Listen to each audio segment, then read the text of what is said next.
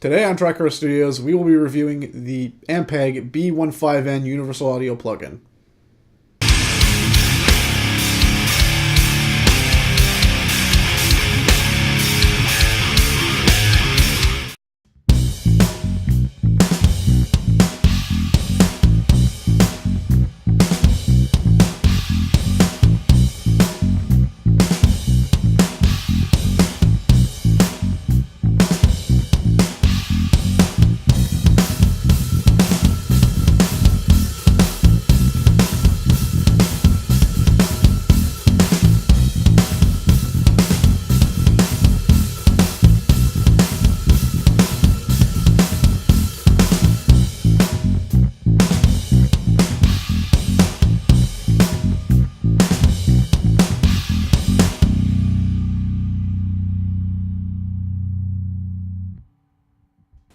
The Ampeg B15N Universal Audio plugin.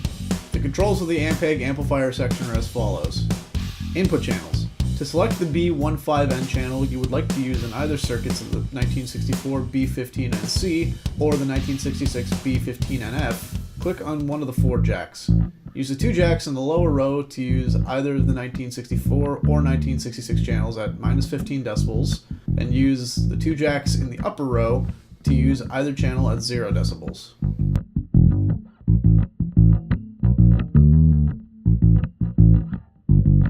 Volume knob, 1964.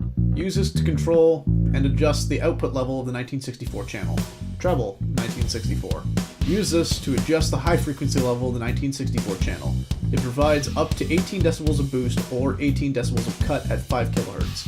The frequency output is flat at the center position. Bass, 1964. Use this to adjust the low frequency level of the 1964 channel. It provides up to 10 decibels of boost or 10 decibels of cut at 40 Hz. The low frequency output is flat at the center position.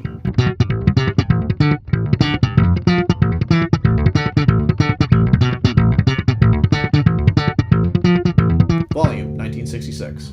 Use this control to adjust the output level of the 1966 channel. Treble, 1966. Use this to adjust the high frequency level of the 1966 channel. This provides up to 18 decibels of boost or -30 decibels of cut at 5 kHz, and the high frequency output is flat at the center position. Bass, 1966 channel. Use this to adjust the low frequency level of the 1966 channel. This provides up to 11 decibels of boost or 11 decibels of cut at 40 Hz. The low frequency output is flat at the center position.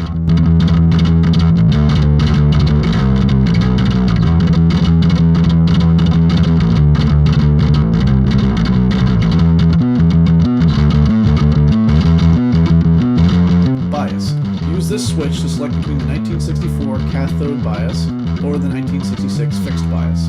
1964 and 1966 preamps have the ability to mix and match bias, adding an extra layer of tonal customization. Power switch. Use this switch to engage or bypass the plugin. The controls of the Ampeg FX rack. Noise gate. Closed LED. When lit, this LED indicates that the noise gate is closed. This means that the threshold setting is higher than the incoming bass signal, and the noise gate dims the output signal of the amplifier by the amount adjusted with the range control. Noise gate on-off. Enable or disable the noise gate completely. Switch up, on, means the noise gate is activated. Threshold. The noise gate will dim the output signal of the amplifier as soon as the input signal, your bass signal, falls below a certain level. This level is called threshold. Adjust the threshold so the noise of the overdriven amp will be reduced, but make sure you don't cut fading notes or chords. Range. The output level of your amplifier will be reduced or muted when the input signal is lower than the threshold setting. You may dim the output level only by a few decibels or completely mute the output in pauses by setting the range to its maximum.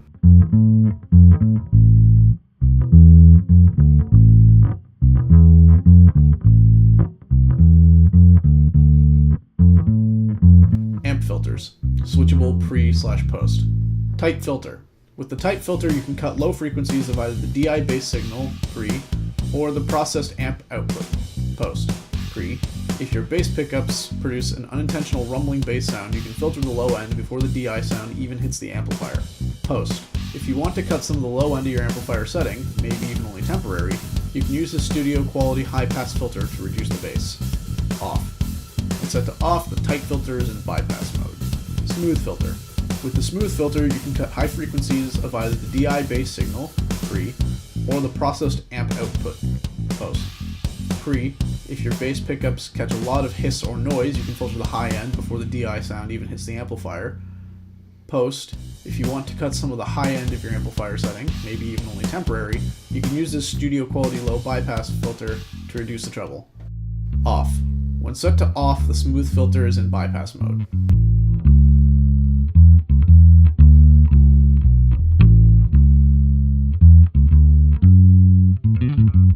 Input gain. If you want to drive the input of the Ampeg preamp harder or softer, you may adjust the input gain to your liking. Some single coil pickups from older or vintage bass may deliver low-level output that can be compensated with the input gain. The opposite goes for a lot of heavy metal style humbuckers. If you've recorded the DI signal too hot, or if you're using other plugins before entering the Ampeg amp plugin, you may want to dim the input signal. With most standard playing, you can and should leave the input gain at 0. Internal power soak. In the real world, power soaks are being used to reduce the volume of a bass power amp. This way you can crank up a tube amp to drive it until it starts clipping, and still record at a volume which will protect your hearing and keep the neighbors friendly.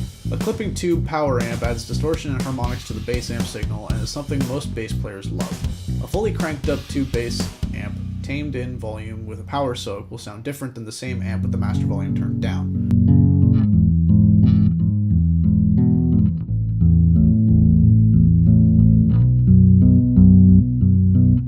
Rec chains. Simply select a speaker and complete a studio setup by browsing through the Rec Chains pull-down menu. Plus and negative switches. Browse through the Rec Chains by either using the pull-down menu of the Rec Chain text box, or just click through the settings using the plus and minus symbols. Auto and bar selection. If you're trying to find the best sounding Rec Chain for your actual song, it can be tiring having to play a few chords and grabbing the mouse to select the next Rec Chain, playing a few notes again, grabbing the mouse again, etc. For this reason, the Ampeg amp plugin offers you the auto mode. Just select a pattern, 1 bar, 2 bars, or 4 bars, and the plugin will activate the available Rec Chains automation. Following the actual tempo setting of your DAW, you can now play uninterruptedly and simply listen to the sound of the various Rec Chains as the plugin switches through all of them every single bar, every 2 bars, or every 4 bars depending on your setting. As soon as you hear the speaker setup you like best, just stop auto mode by clicking the auto button again and manually select the desired Rec Chain. Afterwards, just fine tweak the tone stack and gain, and there you are. Horn on-off. The Ampeg 8x10 speaker cabinet included a piezo horn which contributed to that classic attack tone. Ampeg has created a separate impulse response for the horn and added this on-off switch so the sound of the horn can not only be added to the impulse responses of the 8x10 cabinet, but any of the provided cabinets, whether the original had the horn or not. If you liked our review today of the Ampeg B15N Universal Audio plugin, please leave a like and a comment, subscribe, and hit the bell notification to let yourself know about any time we release a new video. I'm Shane from Track Row Studios. Have a good day.